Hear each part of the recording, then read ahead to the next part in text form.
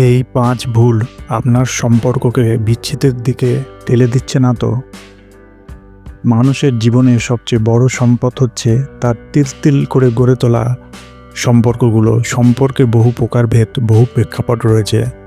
তবে এরই মাঝে যে সম্পর্কটি আমাদের কাছে জীবনের অন্যতম প্রধান স্থান দখল করে থাকে তার নাম প্রেম, সাহচর্য।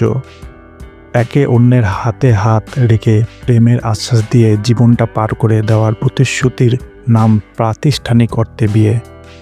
কিন্তু দুঃখজনক হলেও সত্যি যে অনেক ক্ষেত্রেই এই সম্পর্কগুলো তার প্রত্যাশার পারদ ছুঁতে পারে না এবং একটা সময় খুব মুখ থুবড়ে পড়ে, ফলে দেখা দেয় ফাটল, পরিণতি দাঁড়ায় বিচ্ছেদ। সম্পর্কগত বিচ্ছেদ অর্থাৎ ডিভোর্স কিংবা ব্রেকআপের সবচেয়ে সাধারণ 5টি কারণ নিয়ে আজকের এই লেখাটা।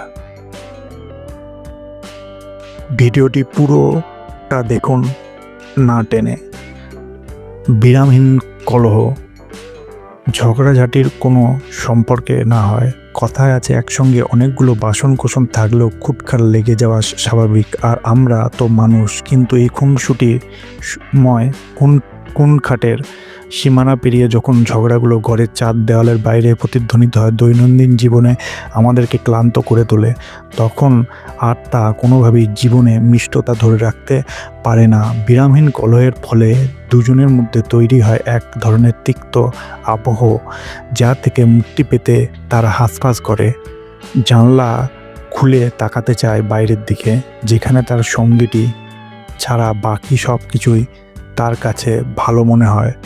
অতিরিক্ত কিছুই ভালো নয়। এমনকি যারা দিনের পর দিন ঝগড়াকে নিজেদের সম্পর্কের স্ট্রং পয়েন্ট বলে মজা করছেন, হতেই পারে একদিন এই ঝগড়াঝাটির ফলেই তার আলাদা পথ বেছে নিতে বাধ্য হবেন।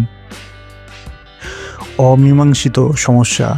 যে কোনো সমস্যার সমাধান ঠিক সময়ে না হলে তা আমাদের জীবনে এক অমীমাংসিত রহস্য হয়ে থেকে যায়।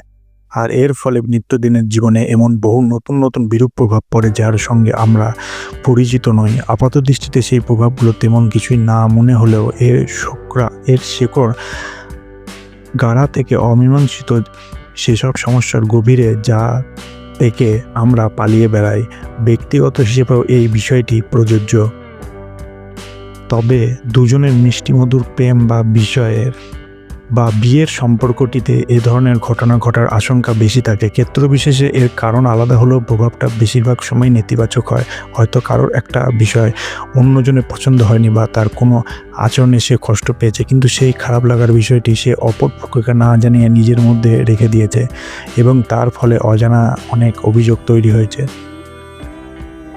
বিরক্তিকর মনোভাব। অমীমাংসিত সমস্যাগুলোর মধ্যে ব্যক্তির মধ্যে জন্ম নেয় প্রচণ্ড ক্ষোভ। সেই ক্ষোভ থেকে তৈরি হতে পারে একটি বিরক্তিকর বলয়। যে মানুষটিকে সবচেয়ে বেশি ভালো লাগার কথা ছিল, তার ছোটোখাটো সব আচরণে বিরক্ত লাগতে শুরু হয়।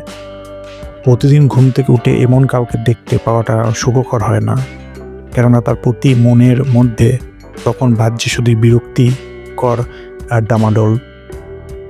যোগাযোগের অভাব। ইংরেজিতে একটি কথা আছে, কমিউনিকেশন ইজ দ্য কি।